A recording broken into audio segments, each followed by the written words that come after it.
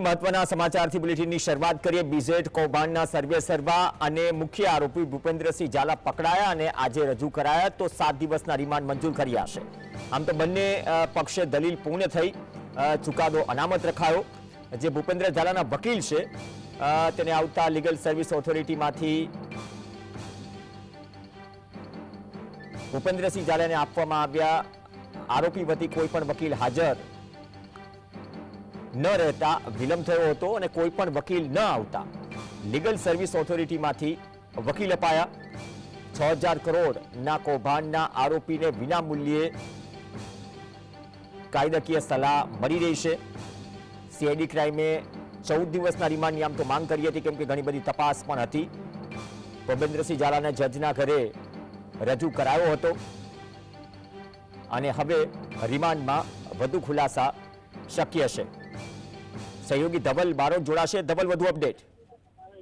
જી ચોક્કસથી પ્રવીણ, વાત કરવામાં આવે કે 6000 કરોડના જે પોન્જી સ્કીમનો આરોપી છે, મુખ્ય આરોપી કહી શકાય ભૂપેન્દ્રસિંહ ઝાલા, તેની ગઈકાલે સીઆઈડી ક્રાઇમ દ્વારા ધરપકડ કરવામાં આવી હતી અને આજ રોજ જે ન્યાયાધીશ છે તેના નિવાસસ્થાને રજૂ કરવામાં આવ્યો અને ત્યાં આગળ 14 દિવસના રિમાન્ડ છે તે રિમાન્ડની માંગ કરવામાં આવી હતી।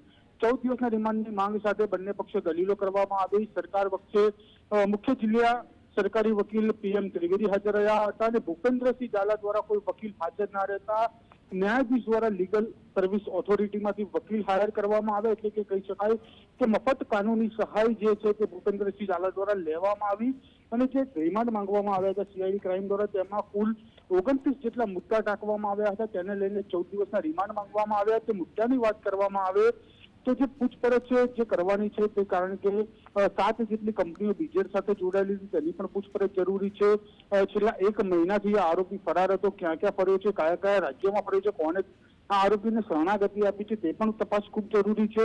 તો સાથે જે એના એજન્ટો પકડાયા હતા, જેના કર્મચારીઓ પકડાયા હતા, તેની પાસેથી જે બેનામી વ્યવહાર મળ્યા હતા, એટલે કે કહી શકાય કે 52 કરોડ રૂપિયાનું જે રોકાણ રોકડની અંદર જે ટ્રાન્ઝેક્શન મળ્યા હતા, ત્યારબાદ આંગળે પેઢીના ટ્રાન્ઝેક્શન મળ્યા હતા, તેને લઈને પણ તપાસ કરવી ખૂબ જરૂરી છે। તો સાથે જ 360 કરોડના બેંક ટ્રાન્ઝેક્શન મળ્યા હતા, તેમાં કેટલાક બેંક ખાતાની વિગતો પણ મળી હતી, તેની પણ તપાસ સીઆઈડી ક્રાઇમ દ્વારા કરવામાં આવશે। તો સાથે જ બીઝેડ ફાઇનાન્સ સર્વિસ સાથે અન્ય જે 9 જેટલી પેઢી છે તે પણ જોવા મળતી હતી અને બીજા કેટલાક જિલ્લાઓની અંદર, કેટલાક તાલુકાઓની અંદર આ સંસ્થા ચાલતી હતી બીઝેડ ફાઇનાન્સ, તેની પણ તપાસ સીઆઈડી ક્રાઇમ દ્વારા કરવામાં આવશે। આ રીતે 29 જેટલા મુદ્દાઓ ટાંકવામાં આવે છે અને તમામ મુદ્દાઓને લઈને 14 દિવસના રિમાન્ડની માંગણી સામે કોર્ટ દ્વારા જે છે તે 7 દિવસના રિમાન્ડ મંજૂર કરવામાં આવે છે, એટલે કે આવતા શનિવારના રોજ બપોરે 4 વાગે ભૂપેન્દ્રસિંહ ઝાલાને ફરીથી કોર્ટ સમક્ષ રજૂ કરવામાં આવશે।